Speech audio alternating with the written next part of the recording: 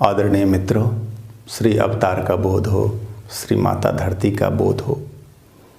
मित्रों, आज का विषय है साप और वरदान। आपको क्या विश्वास है इसमें कि साप होता है, कुछ अभिशाप दिया जा सकता है, वरदान आशीर्वाद दिया जा सकता है, फलता फूलता है? क्या आप ऐसा मानते? आज इस पर हम आपसे चर्चा करने जा रहे हैं। और दूसरा प्रश्न है कि वह कौन सा क्षण है जब साप वरदान दिया जाए तो लगता ही लगता है। हाँ, ऐसे होते हैं क्षण। यदि उस क्षण आपने किसी को साप या वरदान दे दिया तो वह फलेगा। तो वह कौन सा क्षण है, आज हम ये आपको समझाने वाले हैं। और नंबर 3, यह कि क्या आप श्री कल्कि अवतार से आशीर्वाद प्राप्त चाहते हैं करना? यदि हाँ, नंबर 4, कि फिर आप उनका आशीर्वाद वरदान कैसे प्राप्त कर सकते हैं? तो ये 4 प्रश्न हैं मित्रों। आपको हम चारों के ही जवाब दे रहे हैं। और हाँ मित्रों, यदि आप हमारे इस चैनल के सदस्य नहीं बने हैं तो प्लीज अभी बन जाइए और हमारे वीडियो को अवश्य शेयर करेंगे। तो अब आते हैं हम सवाल पर। साप या वरदान होता है क्या? हाँ मित्रों, होता है। और ऐसी ये तो हजारों इसके शास्त्रीय प्रमाण हैं। आपने शायद समाज में भी देखा हो कि साप वरदान लगता है, फलता है। देखिए, होता ये क्या है? दिल की गहराई से निकले हुए शब्द, भावना, जिसमें अचेतन और अवचेतन मन की शक्तियां भी सम्मिलित होती हैं,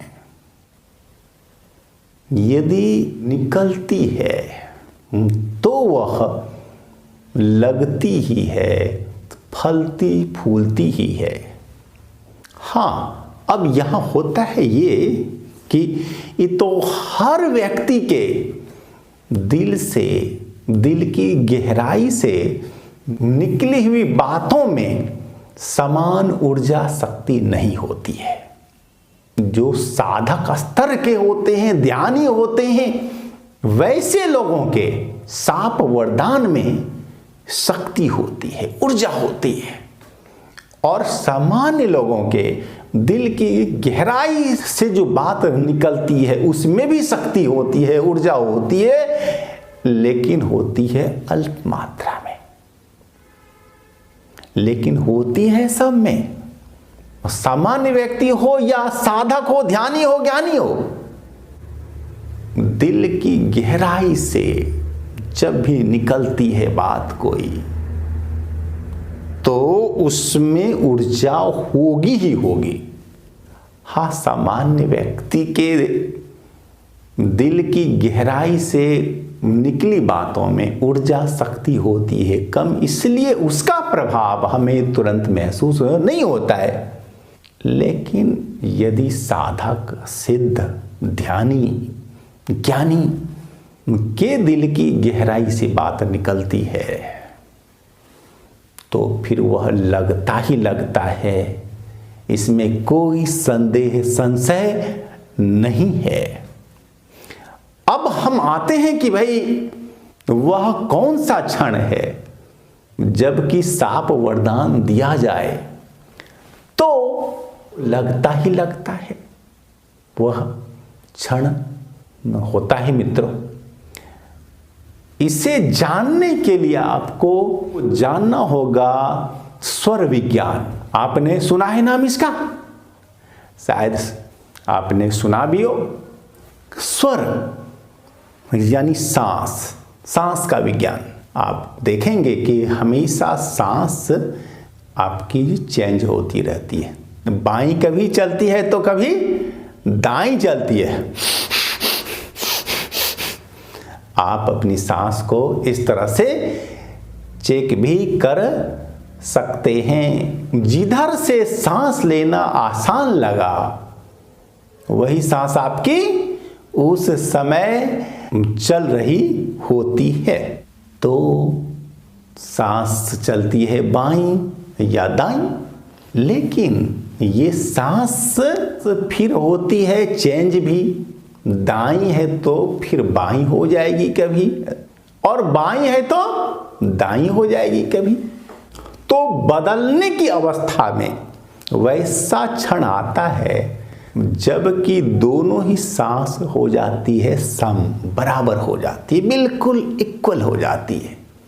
और जब दोनों ही सांस हो जाती है सम, वह जो क्षण होता है, अगर उस क्षण साप या वरदान दिल से निकल जाए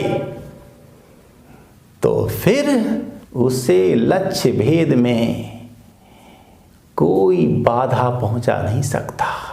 यानी कि वह अवश्य अपने निशाने पर लगेगा। यानी कि सांप या वरदान जो भी निकला वह फलेगा निश्चित रूप से। और मित्रों, इस रहस्य को ठीक से समझाने के लिए हम दूसरा वीडियो लाएंगे। आप उन्हें सुनेंगे कि स्वर विज्ञान क्या होता है, और सांसों के द्वारा हम बहुत सारी शक्तियां, रिद्धियां, सिद्धियां, रोगोपचार भी कर सकते हैं। और इस पर हम जल्द ही ऑनलाइन क्लास लाने वाले हैं। एक हम आपको करवाएंगे कोर्स, तो आप बस थोड़ा सा वेट करिए। मित्रों, हमारा तीसरा प्रश्न है कि क्या आप श्री अवतार का आशीर्वाद पाना चाहते हैं? क्या चाहते हैं?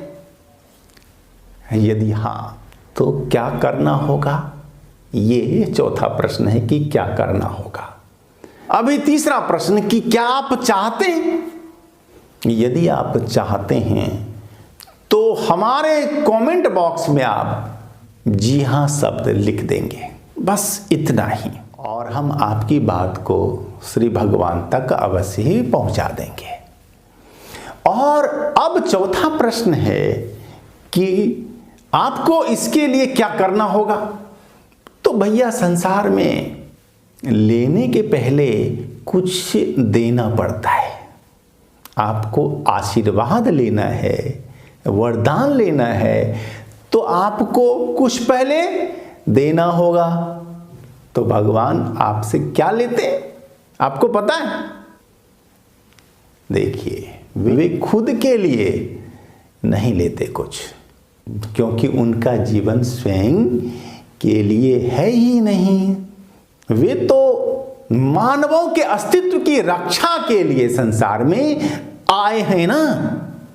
इसलिए वे अपने इस महान कार्य में, विराट जो कार्य है, विराट कार्य में आपसे सहयोग चाहते हैं। और उनका कार्य क्या है? युग परिवर्तन। और यह होगा कैसे? इसके लिए दो कार्य हैं मुख्य।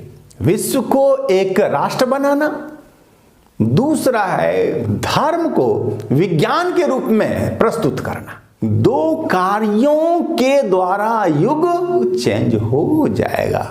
जो वैसे और भी सहायक हैं कार्य, जैसे शिक्षा, स्वास्थ्य, हवा, मिट्टी, पानी, जल वगैरह पर भी काम करना है।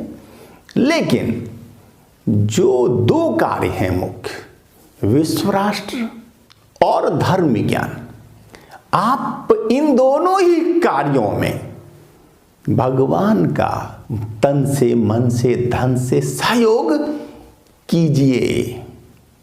आपसे नहीं बनता है कुछ, दिल से ही संकल्प लीजिए, आप मनाइए कि हो जाए ऐसा। आप अगर इतना भी दिल से बोलते हैं, विचारते हैं और श्रद्धा रखते हैं, तो यह भी एक सहयोग है। और जो भी भगवान को जिस भी किसी रूप में सहयोग देंगे, साथ देंगे, युग को बदलने में भगवान सबको आशीर्वाद देंगे ही देंगे। वे अपने आशीर्वाद के खजाने को अपने सेवकों, भक्तों में ही नहीं, संपूर्ण मानव जाति, जीव जगत में ही बांटेंगे। लेकिन शेष अन्य को जो देंगे वो देंगे अप्रत्यक्ष रूप से, और सेवकों को, साधकों को, भक्तों को देंगे वे प्रत्यक्ष रूप से।